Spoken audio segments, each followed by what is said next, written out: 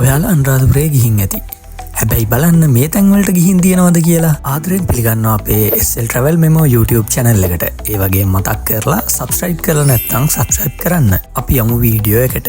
අනුරාධපුරේ ගියොත් ඔයාලා නිතරම යන්නේ ජයශ්‍රී මහා බෝධීන් වහන්සේ, රුවන්වැලි සෑය, තූපාරාමේ වගේ තැන් ටිකකට විතරයි. හැබැයි අනුරාධපුරේ කියන්නේ දවසෙන් දෙකෙන් බලලා ඉවර කරන්න පුළුවන් තැනක් නෙමෙයි. බලන්න තැන් ගොඩාක් තියෙනවා. ඉතින් අද වීඩියෝ එකේ මම කතා කරන්නේ ඔයාලා අනුරාධපුරේ ආවත් වැඩිය ගිහින් නැති තැන් 7ක් ගැන. සමාධි පිළිම වහන්සේ බලන්න ඔයාලා කවුරුත් ගිහින් ඇති. හැබැයි බලන්න මෙම පිළිම වහන්සේ දැකලා තියෙනවද කියලා. මේ පිළිම වහන්සේ දෙවනි සමාධි පිළිමේ විදිහට තමයි හඳුනගෙන තියෙන්නේ. හැබැයි මෙම පිළිම වහන්සේගේ තියෙන්නේ විතර්ක මුද්‍රාව. මේ රත්න ප්‍රසාදය ගාව තියෙන මුරගල තමා දැන්ට ලංකාවේ හොයාගෙන තියෙන කලාත්මකම මුරගල.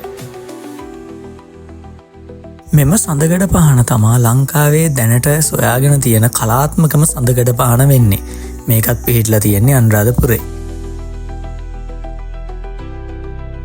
මෙම පොකුණ හඳුන්වන්නේ ඇත් පොකුණ නමින්. මේ පුරාණ ලෝකයේ කෘත්‍රිමව සාදන ලද විශාලම පොකුණ ලෙස සැලකෙනවා. අටමස්ථානවලට අයිති ලංකාරාමයට ඔබ ගිහින් තියෙනවද? මම හිතන්නේ ගොඩාක් දුරට ඔබ එතෙන්ට ගිහින් නැතුව ඇති.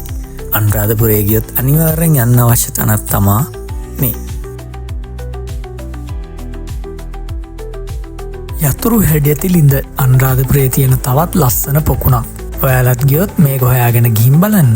රන්මසු යන ඉසුරුමුණිය පැත්තෙන් යන්නත් පුළුවන්. හරිම ලස්සන උද්‍යානයක්. ඒ වගේම තමා විශ්වයේ දොරටුව කියලා ෆේමස් තැන එහෙම තියෙන්නේ මෙතන. ඔයාලා අනුරාධපුරේ යනවා නම් අනිවාර්යෙන් රන්වංශ වෙන පැත්තෙත් ගිහින් බලන්න. ඊළඟ පාර අනුරාධපුරේ යද්දී මේ මම දාපු ටික ඔයාලා බලන්න. මීට අමතරව තව විස්තර දැනගන්න ඕන අපේ මේ නම්බරයට කෝල් එකක් දෙන්න. අපි ආයෙ වීඩියෝ එකකින් හම්බෙමු. මේ වගේ වීඩියෝස් බලන්න අපේ channel එක subscribe කරලා තියාගන්න.